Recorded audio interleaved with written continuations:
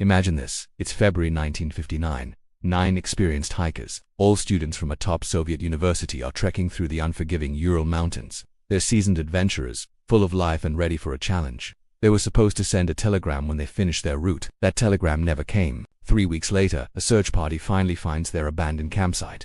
The scene is utterly baffling. Their tent is ripped open. From the inside, footprints lead away from the camp, but they're not from people walking calmly. They're from people running, fleeing in a panic. And here's the truly chilling part. They ran into a blizzard with temperatures dropping to -40 degrees, wearing little more than their socks and underwear. Over the next few months, all 9 bodies are found. Some froze to death near the tree line as if trying to start a fire. But the others are a different story. One woman is found missing her tongue and eyes. 3 others have catastrophic internal injuries, crushed ribs, a fractured skull, but with no external signs of a struggle. No bruises, no cuts. It's as if an immense invisible force had crushed them from the inside out. One investigator at the time said the force was comparable to a car crash. So what happened out there? For decades, the case was officially closed, labeled as death by a compelling natural force, but that vague explanation just fueled speculation. Was it a secret weapons test, an attack by the local Mansi people, an avalanche, or something far stranger? Something not of this world. Theories exploded, from infrasound-induced panic to a terrifying encounter with a Yeti. The mystery of the Dyatlov Pass became one of the greatest unsolved enigmas of the 20th century. But recently, the story took a new turn. In 2019, Russian authorities reopened the case. Using modern technology, including simulations run by Swiss scientists, a new plausible theory has emerged. It combines a series of unfortunate, but entirely natural events that could create a perfect storm of terror. Today, we're going to sift through the evidence, debunk the myths, and explore the science that might finally explain what really happened to those 9 hikers on that fateful night. We're getting closer to the truth than ever before. Stick around as we unravel the Dyatlov Pass incident. Let's travel back in time to January 23, 1959. 10 students and recent graduates from the Ural Polytechnic Institute are about to embark on a winter hiking expedition. It's challenging, for sure, but nothing they can't handle. Their leader is a 23-year-old engineering student named Igor Dyatlov. He's smart, experienced, and respected by everyone. The goal is to ski about 190 miles across the northern Urals to reach Otorten Mountain. This isn't a walk in the park, it's some seriously harsh terrain. But this group isn't made up of amateurs. Every single one of them has extensive hiking experience. Several even have a Grade 2 certification, which is basically the Soviet Union's way of saying they're certified experts in winter mountaineering. Now, this is where the story takes its first fateful turn. One member of the group, Yuri Yudin, has to head back early because of an illness. And it's a good thing he did, because he's the only reason we know so much about what happened next. He was the last person to see his 9 friends alive. The remaining group pushed forward. There was Igor Dyatlov, of course, then Zinaida Kolmogorova, Ludmila Dubinina, Alexander Kolovatov, Rustem Slobodin, Yuri Doroshenko, and Nikolai Thibobrino-Los, and finally, Semyon Zolotaryov, a 37-year-old World War II veteran who had asked to join the group at the last minute. They kept detailed diaries and took photographs of their journey. Everything seemed completely normal. The weather was brutal, yeah, but it was nothing they couldn't manage. They were joking around, singing songs and documenting their progress just like any group of young adventurers would. Then, on February 1st, they reached the eastern slopes of Kholat Syakhl. This is important. In the local Mansi language, that name translates to Dead Mountain. Yes, Dead Mountain. You can't make this stuff up. That evening they set up their camp on the slope of the mountain. And then nothing. Complete radio silence. The group was supposed to check in by February 20. When that day came and went, alarm bells started to ring. At first people thought they were just delayed by the weather. But as the days turned into weeks with absolutely no word, a massive search and rescue operation was launched. On February 26 the searchers found the tent, and what they discovered made no sense at all. The tent was partially buried in snow, but still standing. Most of the group's supplies were still inside. Food, warm clothes, all the equipment you'd need to survive out there. But the tent had been cut open. Not from the outside, like an animal or another person trying to get in. It was cut from the inside, as if the hikers were desperately trying to get out. And then there were the footprints. Oh man, the footprints told a deeply disturbing story. Multiple sets of tracks led away from the tent, downhill towards a nearby tree line about a mile away. Some of the prints showed people wearing only socks. Some were completely barefoot, a few wore just a single shoe. You have to remember, we're talking about negative or 2-degree weather. Going outside dressed like that is basically a death sentence. Searchers followed these footprints to the edge of the forest and found the first 2 bodies near a large cedar tree. It was Yuri Doroshenko and Yuri Krivonishenko. Both were dressed only in their underwear. The branches on the cedar tree were broken up to about 15 feet high, which suggested that someone had been desperately trying to climb it. But for what? To see something, to escape something, to signal for help, we just don't know. Between that tree and the tent, searchers found 3 more bodies. It was the group's leader Igor Dyatlov, along with Zinaida Kolmogorova and Rustam Slobodin. They were positioned in a way that suggested they had been trying to crawl back to the tent. One had a frozen hand reaching forward, another had their face turned toward the camp. It was like they used their very last ounces of strength trying to return to safety. But this is where the story gets even more disturbing. 4 members of the group were still missing, and it took another 2 full months to find them. In May, when the snow finally started to melt, investigators discovered the remaining 4 bodies in a ravine about 250 feet from that cedar tree. It looked like they had tried to create a makeshift shelter in the snow. And this is where the injuries become truly bizarre. Ludmila Dubinina had massive chest trauma. Her ribs were completely fractured. She was also missing her tongue, her eyes, and part of her upper lip. Semyon Zolotaryev had similar chest injuries, broken ribs, and severe internal bleeding.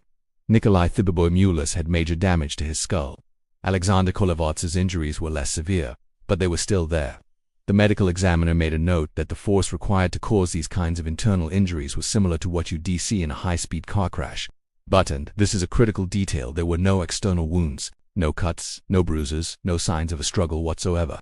It's as if they were crushed by some kind of invisible force. The official Soviet investigation concluded in May of 1959 with probably the most unsatisfying explanation in history. They said the cause was a compelling natural force that the hikers were unable to overcome, and then the Soviet government classified the files and closed the case. The entire area was declared off-limits for the next 3 years. Naturally, this lack of answers led to decades of speculation and wild theories. Let's dive into some of them. Theory number 1, an attack by the indigenous Mansi people. Some people suggested the local tribe might have attacked the hikers for trespassing, but this makes zero sense. The Mansi were known to be peaceful, and there was absolutely no evidence of an attack. Plus, the injuries just don't match what you'd see from weapons or a physical assault. So, that one's out. Theory number 2, secret military testing. Now this one is interesting. Some investigators found out that the Soviet military was, in fact, testing missiles in that region around the same time. Another group of hikers who were in the area reported seeing strange glowing orange spheres in the sky on that very night. Could a missile malfunction or some kind of secret weapon have caused this whole incident? It's possible, but it doesn't fully explain those specific, crushing injuries or why they would flee the tent in such a panic. Theory number 3, infrasound. This is where we get a little scientific. Some researchers proposed that rare weather conditions could have created infrasound. These are low-frequency sound waves that humans can't hear, but we can feel them. And these waves can cause intense panic, anxiety, and totally irrational behavior. Could infrasound have made the hikers flee in terror from something that wasn't even there? Maybe. But again, what about those crushing injuries? Infrasound doesn't explain how their ribs got broken. Theory number 4 is a phenomenon called paradoxical undressing. This is an actual medical thing that can happen. When people are dying from severe hypothermia, their bodies sometimes malfunction. Their brain gets confused, and they feel like they're overheating, which causes them to start removing their clothing. This could explain why some of the victims were found in their underwear, but it still doesn't explain what made them leave the safety of their tent in the first place. And then of course you have the, let's call them fringe theories. We're talking UFOs, secret government experiments on humans, and yes, even Yeti attacks. People seriously suggested a Yeti was responsible, because apparently, when science fails to give us an answer, we might as well throw a cryptid into the mix. For 60 years, the Dyatlov Pass incident was one of history's greatest unsolved mysteries. 9 experienced hikers dead in the Ural Mountains under bizarre circumstances. Theories ranged from secret weapons tests to alien encounters to the Yeti. But then, in 2019, everything changed. The Russian government officially reopened the investigation. This time, they had something the original investigators didn't: modern technology. Researchers at 2 top Swiss institutes decided to tackle the case with cutting-edge simulation software.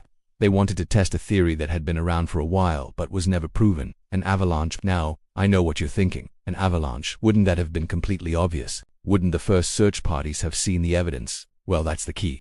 Not all avalanches are the massive thundering walls of snow you see in movies. There's a specific type called a slab avalanche. It can be small, localized, and incredibly deceptive. The Swiss researchers built incredibly detailed computer models. They recreated the exact campsite, the snow conditions on that fateful night, and the precise angle of the slope where the hikers had pitched their tent. Then they ran hundreds if not thousands of simulations.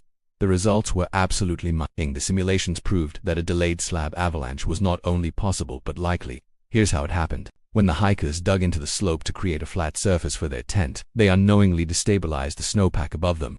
Hours later, while they were asleep, the accumulated weight of the snow, combined with the cut they made, caused a small but powerful block of snow to slide down and slam into their tent. Suddenly, so many of the bizarre details start to make perfect sense. Why was the tent cut open from the inside? Because they were trapped, buried under a heavy slab of snow. They panicked and slashed their way out. Why were they so poorly dressed? Some even barefoot in the deep snow, because it happened in the middle of the night. They were asleep in their sleeping bags and had to evacuate immediately, with no time to grab their gear. And what about those horrific internal injuries? The ones that confused coroners for decades. The blunt force trauma without any external wounds. The avalanche theory explains this perfectly.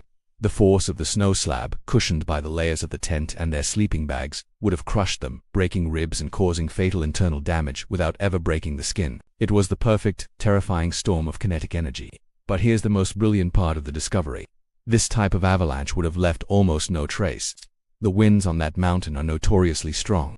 By morning, any evidence of the small slide would have been completely erased, covered over with fresh, wind-blown snow. When the search party arrived 3 weeks later, the scene would have looked pristine, as if nothing had happened. No wonder the original investigators were so baffled. So, picture this. The hikers, injured, terrified, and disoriented, have just clawed their way out of their crushed tent. In their minds, the threat of a second, larger avalanche is very real. Standard procedure in that situation is to get away from the slope and head for the tree line for cover. It was a logical decision, but in their state, it was a fatal one. Hypothermia set in fast. In the brutal -40-degree temperatures, without proper clothing or shelter. They simply couldn't survive long enough to make it back. And what about the 4 found in the ravine, away from the others? Their injuries were even more severe. It's believed they sought shelter from the wind by digging a snow den under an overhanging ledge. But that ledge, also unstable, collapsed on top of them. This second, smaller snow collapse explains their more traumatic injuries and why they were found in a different location. After more than 60 years, all the puzzle pieces finally fit. In 2020, Russian prosecutors officially closed the case, stating that an avalanche was the cause and there was nothing supernatural about it. The great mystery was solved. The culprit wasn't a monster or a secret weapon, but a rare and tragic combination of geology, weather, and a single, small miscalculation. A delayed slab avalanche. It's a heartbreakingly simple answer to such a complex and terrifying puzzle. But you know, what really haunts me about this story isn't just solving the mystery, it's the human element. It's about 9 young, skilled, and incredibly capable adventurers who did almost everything right, and still met a tragic end. It's a sobering reminder that no matter how prepared you are, nature can be unpredictable and unforgiving. Sometimes, it just comes down to being in the wrong place at the very worst time. For decades, the Dyatlov Pass incident captured our collective imagination. We wanted it to be something extraordinary, something otherworldly. We wanted the story to be about more than just bad luck and bad weather. But the truth is often more mundane, and in a way that makes it even more chilling. It reminds us of our own vulnerability in the face of the natural world. Today, a memorial stands at Dyatlov Pass. Hikers still make the journey to what is known as Dead Mountain, to pay their respects to the 9 lives that were lost. The name Dyatlov Pass became a synonym for unexplainable tragedy, even now that we finally have an explanation. It's a story that will forever serve as a cautionary tale. So, what do you think? Does the avalanche theory finally close the book on this case for you, or do you believe there are still unanswered questions? I'd love to hear your thoughts down in the comments. And if you found this deep dive fascinating, please hit that like button and subscribe to the channel. We explore compelling mysteries like this every single week.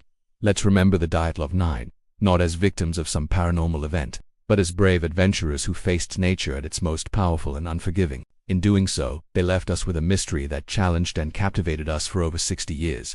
Thanks for watching, and stay curious.